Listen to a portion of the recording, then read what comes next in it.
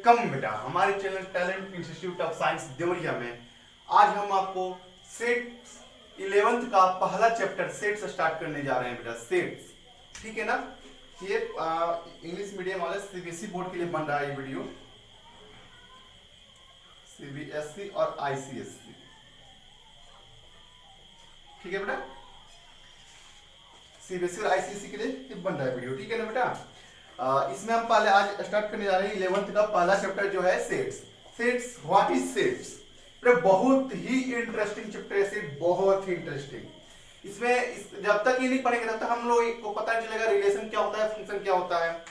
जो 12th में हम लोग रिलेशन फंक्शन पढ़ते हैं, 11th में रिलेशन फंक्शन पढ़ते हैं, ट्रिग्नोमेट्रिक फंक्शन पढ़ते हैं, इन सब का कुछ भी पता नहीं चलता अगर सेट ना होता। सेट से ही सब कुछ का हम लोग पता करते हैं, सेट से सब कुछ को समझते हैं हम बेटा।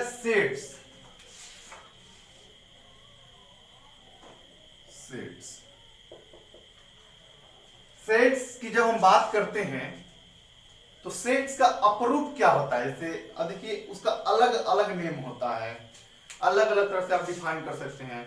एप्रोक्सीमेट उसका रूप क्या होता है? एप्रोक्सीमेट उसका रूप होता है कलेक्शन। क्या? कलेक्शन।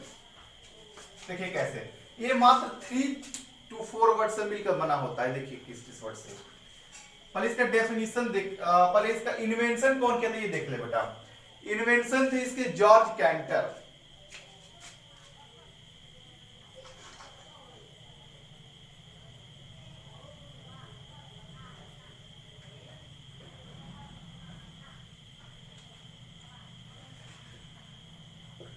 इसके इन्वेंटर थे जॉर्ज कैंटर, जो मे बी 1845 से 1918 तक इनकी क्या थी बेटा? 1845 से 1978 तक इनकी जीवन काल तक लाइफ टाइम था। इन्वेंटर थे इसके। इसका इन्वेंशन इन्होंने क्यों किया? आता है फैक्ट ना कि इसका इन्वेंशन आखिर इन्होंने क्यों किया? इन्वेंशन करने का इनका कुछ होगा ना मकसद, कोई इंटेंशन होगा ना क्यों किया। इनका इंटेंशन ये था कि रिलेशन फंक्शन, क्या जाने, रिलेशन फंक्शन की कलेक्शन, मतलब रिलेशन फंक्शन के टर्म्स को फाइंड करने के लिए या टर्म्स को अंडरस्टैंड करने के लिए हम इसका उपयोग करते हैं।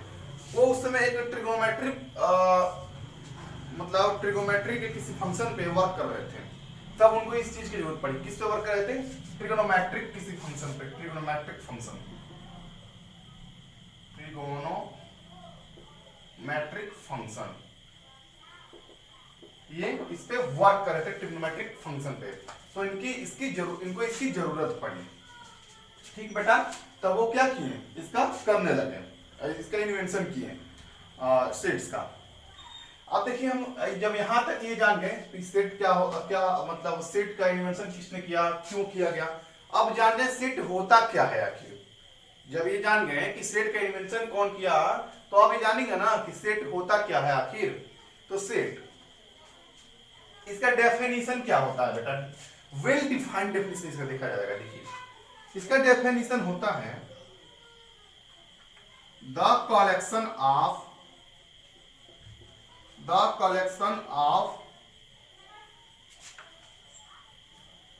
a well defined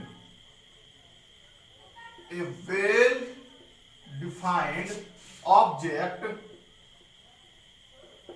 in good manner।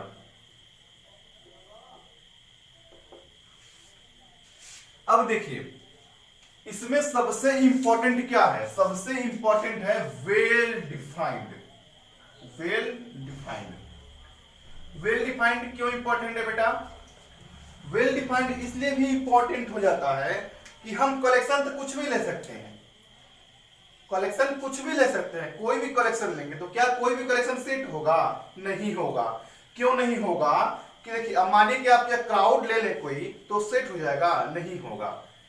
उस क्राउड में क्या क्या है आपको जब तक वेल डिफाइंड ना हो, वेल तरीके से आपको नोन ना हो, तो आप उसको नहीं ले सकते हैं, उसको सेट नहीं कर सकते हैं।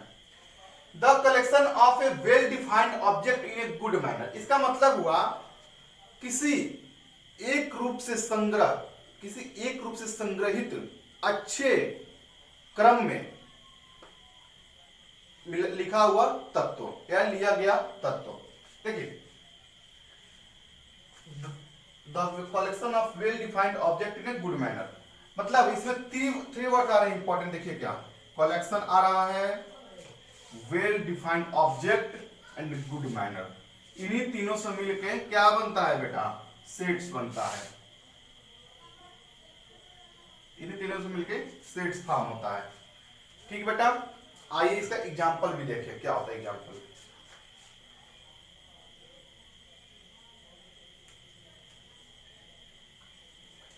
एग्जाम्पल इसका क्या होता है, एग्जाम्पल देखिए, जब एग्जाम्पल पे आते हैं तो आप देखिए लिखेंगे यहाँ पे, मानिए कि किसी क्लास के आप 11th है तो आप 11th क्लास के तो 11th क्लास का ही लीजिए example. The collection of students in class 11th होगा ना, the collection of student in class 11 in any school name ले लीजिए, मानिए टैलेंट इंस्टीट्यूट होगा। तो इसके एग्जांपल देखिए कैसे है। द कलेक्शन ऑफ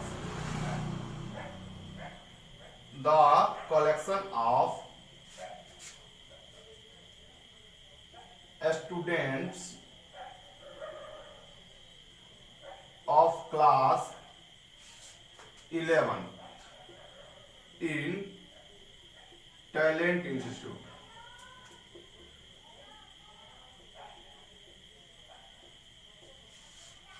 यानी the collection of student of class 11th in talent institute, यानी ये कह रहा है कि टैलेंट इंस्टीट्यूट के क्लास 11th में जितने स्टूडेंट्स हैं उनका संग्रह। यानी यहां से थ्री वर्ड देखेंगे बेटा, थ्री वर्ड क्या क्या है वो देखेंगे यहाँ पे हम। थ्री वर्ड यहां से कैसे मिल रहा है, पहला हमको मिल गया कलेक्शन फर्स्ट, ठीक बेटा। सेकंड में आएंगे तो क्या मिला, स्टूडेंट ऑफ क्लास 11th, यानी वेल डिफाइंड हो गया, ये क्या हो गया, वेल डिफाइंड।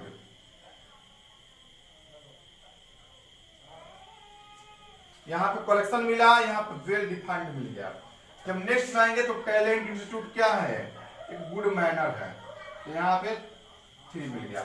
यानी कलेक्शन फर्स्ट मिला, student of class 11th well defined हो गया, और टैलेंट इंस्टीट्यूट हो गया थर्ड में। तो ये तीनों में क्या होता है, collection of student of class 11th in talent institute, यानी टैलेंट इंस्टीट्यूट में क्लास 11th में स्टूडेंट्स का संग्रह, बच्चों का छात्रों का संग्रह, ये क्या हो जाएगा, एक सेट हो जाएगा। और एग्जांपल देख लें इसका, ये मिटा रहे हैं इसको, स्क्रीनशॉट लेकर राइट डाउन कीजिए तब तक।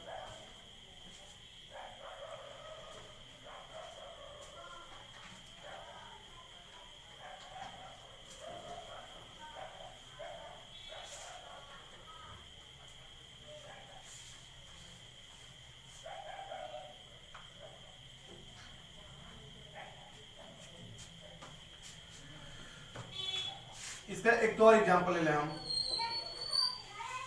The collection of players in team India. आइए देखिए, the collection of players, the collection of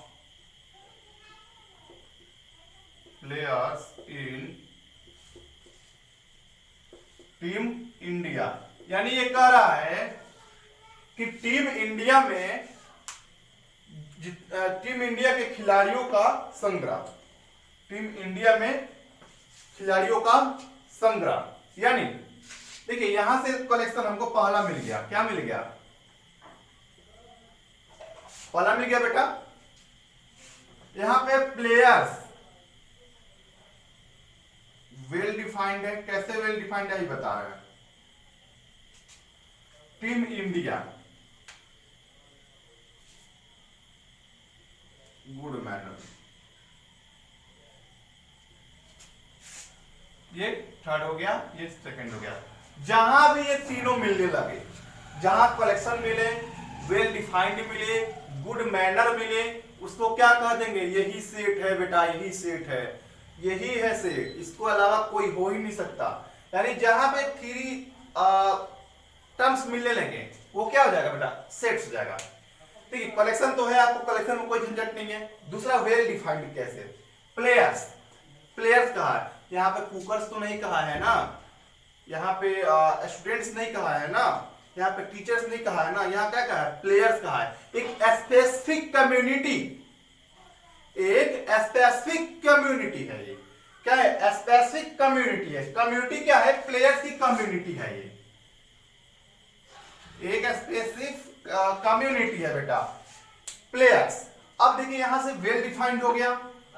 अब next team India, team India का मतलब अब टीम श्रीलंका नहीं जाएंगे ना आप ना, टीम पाकिस्तान नहीं जाएंगे ना, टीम चाइना नहीं जाएंगे ना, टीम चाइना, चाइना का तो कोई टीम ही नहीं होता है, जो भी टीम है मैं तो उतना क्रिकेट वाला नहीं जानता हूं, अदर टीम में नहीं जाएंगे ना, टीम इंडिया इसी देश के टीम में रहेंगे ना। तो टीम इंडिया क्या है, ये स्पेसिफिक है, गुड मैनर है। हम ये नहीं कर सकते, अगर यही यहाँ पे देखें नहीं होता द कलेक्शन ऑफ प्लेयर्स, बस ये रहता, तब क्या होता, अरे भाई द कलेक्शन ऑफ प्लेयर्स, कहाँ कहीं का भी प्लेयर हो सकता है, वो कहीं का भी हो सकता है, श्रीलंका का, एशिया का, दक्षिण अफ्रीका, साउथ अफ्रीका, कहीं का भी हो सकता है, जहां से मन को वहां से ले सकते हैं। लेकिन यहाँ पे क्या एक लगा है कंडीशन, टीम इंडिया, यानी टीम इंडिया का ही प्लेयर है वो, और टीम इंडिया के प्लेयरों का संग्रह क्या होता है, सेट होगा। तीनों मिल गया है। ठीक बेटा, दूसरा एग्जांपल लेते हैं हम, तीसरा एग्जांपल, ये दूसरा था, ये तीसरा, तीसरा एग्जांपल है बेटा द कलेक्शन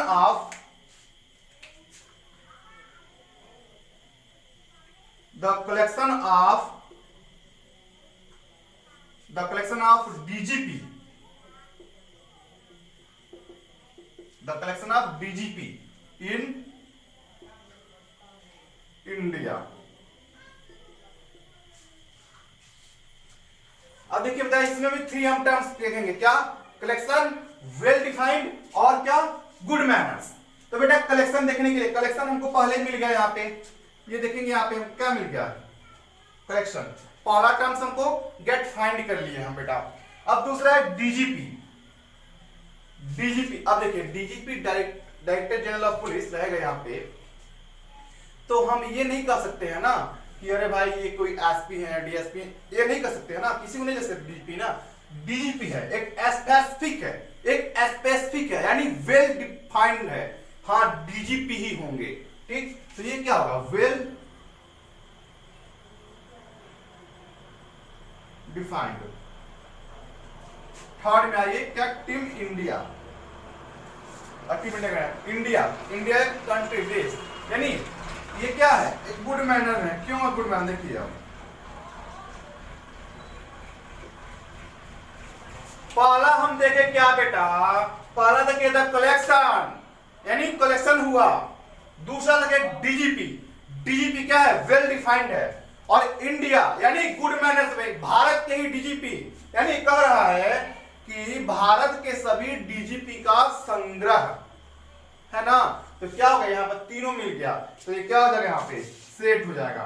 एकदम क्लियर करके बता रहे हैं बेटा, यहाँ कोई झंझट ही नहीं है, बस तीन ही देखिएगा, कलेक्शन देखिएगा, वेल डिफाइंड देखिएगा, और क्या देखिए, गुड मैनर। यही तीन अगर आपको दिख जाए, जिस भी सेंटेंस में आपको ये तीन दिखे, वही क्या है, ये सेट्स होगा। इसके अलावा कोई और भी सेट्स नहीं हो सकता है।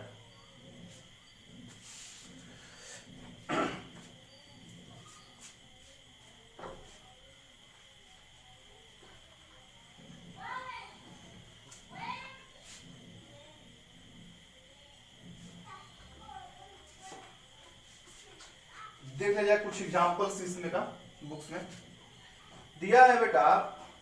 इसका रिप्रेजेंटेशन थोड़ा बताते हैं हम, रिप्रेजेंटेशन क्या होता है।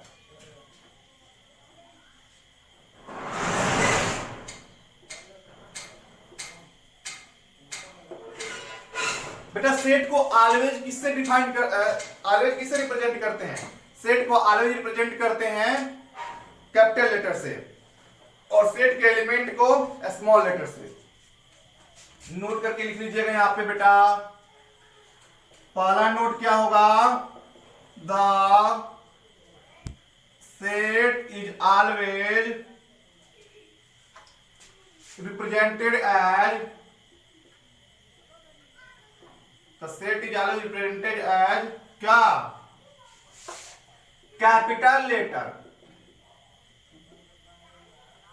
क्या बेटा, कैपिटल लेटर, ठीक है ना। सेट हमेशा किससे, कैपिटल लेटर से होता है। नोट में दूसरा है, the elements of set are always represented by a small letter,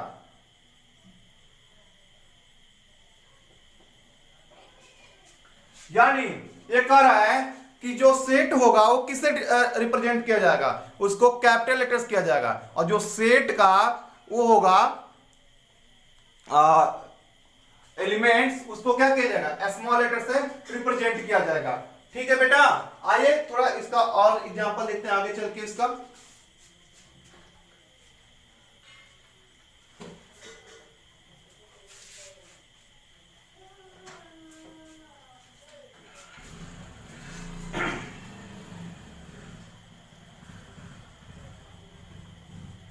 पहले आपको थोड़ा बता दें, कुछ डिनोशन जो होता है ये सब बता देगा आपको कि ये सब क्या क्या होता है, उसके बाद आगे बढ़ा जाएगा। ठीक है ना बेटा, जो जैसे बाद में चल के कोई प्रॉब्लम ना हो और जैसे दिक्कतें ना हो, ठीक है ना बेटा, तो इसलिए बता देना, ठीक है ना।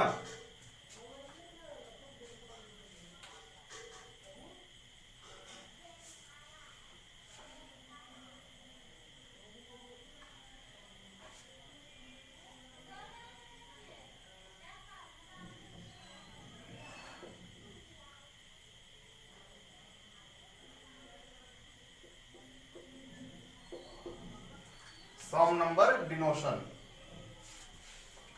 सम नंबर डिनोशन, ठीक है ना बेटा। पहला आएगा क्या, नेचुरल नंबर, सब लोग भली भांति इसको जानते हैं।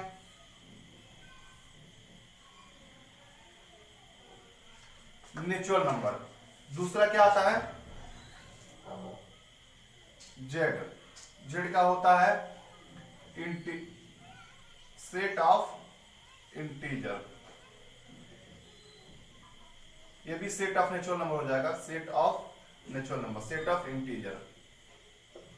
थर्ड आएगा Q, set of some number. Fourth आएगा जेड प्लस, सेट ऑफ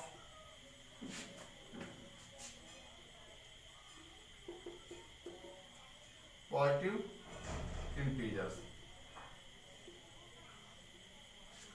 ठीक है ना बेटा।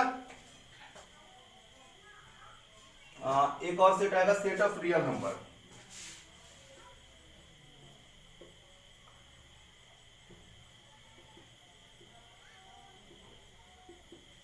ठीक, इसको राइट डाउन कर लीजिए या समझ लीजिए, जो करना है आगे हम चलकर बता रहे हैं, ठीक है ना बेटा। फटाफट राइट डाउन कीजिए इसको, इसका स्क्रीनशॉट ले हम, स्क्रीनशॉट लीजिए, थोड़ा बहुत आगे बढ़ा जाए।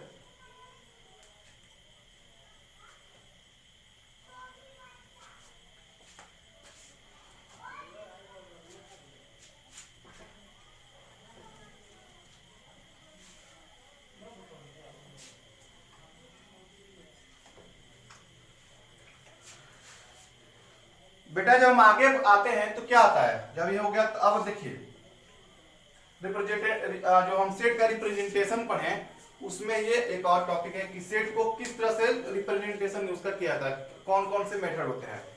तो there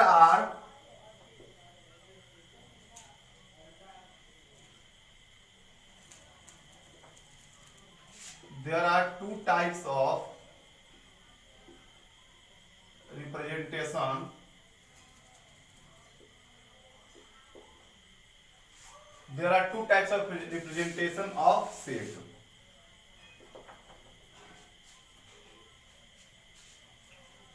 पहला होता है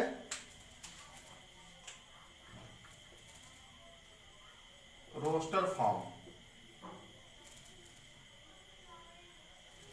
दूसरा होता है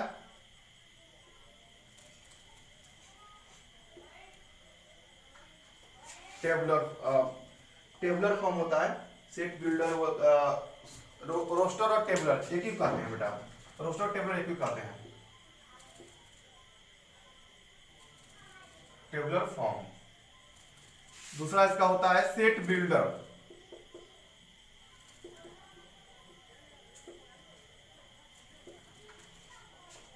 अब देखिए बेटा क्या होता है, इसमें एलिमेंट्स होते हैं और इसमें क्या होता है, सेंटेंस होता है। सेंटेंस होता है। पहले वाले में एलिमेंट्स होते हैं, दूसरे वाले में क्या, पहले वाले में एलिमेंट्स होते हैं, दूसरे वाले में क्या होता है, सेंटेंस होता है बेटा। ठीक है ना, किसी कोई प्रॉब्लम? अब देखा जाए एकदम इजी एग्जांपल, एकदम इजी डेफिनेशन हमको देखना है। रोस्टर फॉर्म और टेबलर फॉर्म।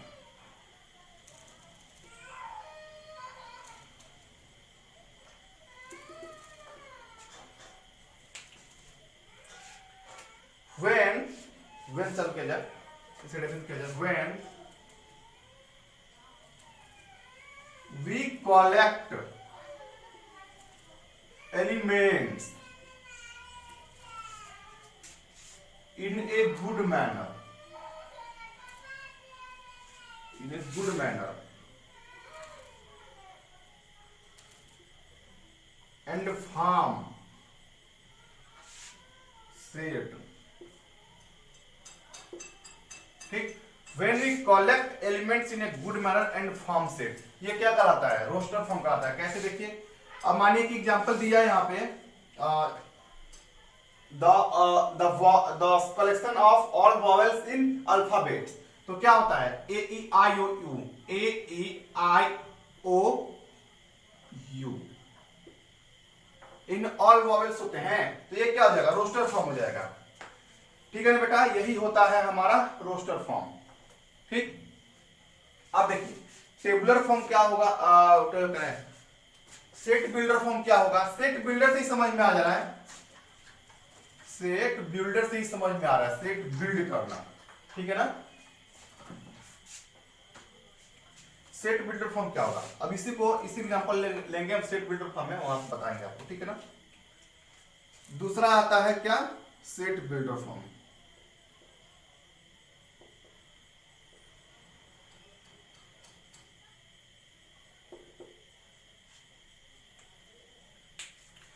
इसमें होगा when we take a sentence, when we take a sentence or a common symbol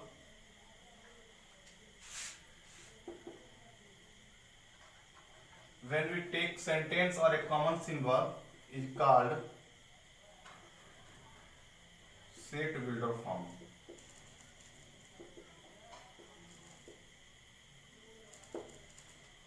ठीक है बेटा, set builder form.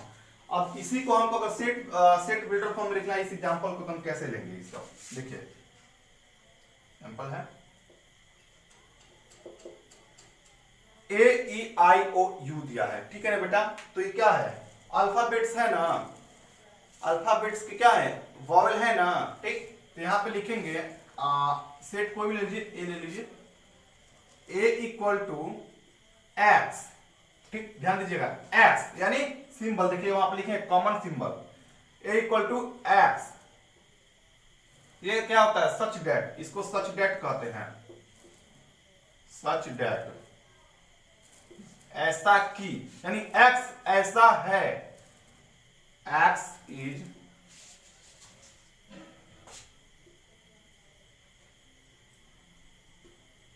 Vowel of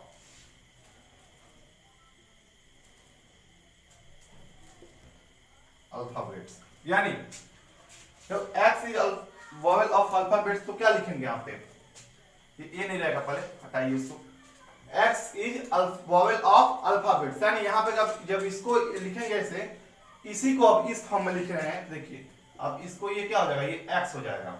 अब तो देखिए अब दोनों एक सेम है, ये दोनों सेम ही है, लेकिन हमको पता नहीं चल रहा है कि x is vowel of alphabets, यानी ये सेंटेंस के फॉर्म में कह रहा है कि x क्या है, अल्फाबेट्स का वॉवेल है, और ये क्या कर रहा है, ये रोस्टर फॉर्म में अलग अलग एलिमेंट में दिखा रहा है कि हाँ भाई हम ही वॉवेल है। एग्जांपल और लीजिए,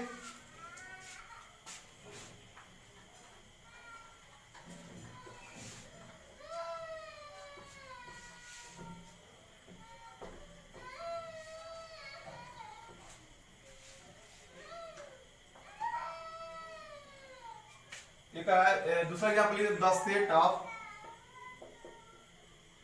यानी n इक्वल टू मान दे दिया कि 1 2 3 4 5 6, ठीक दे दिया।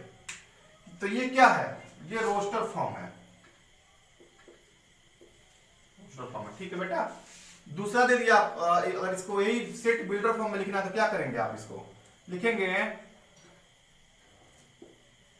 And such that and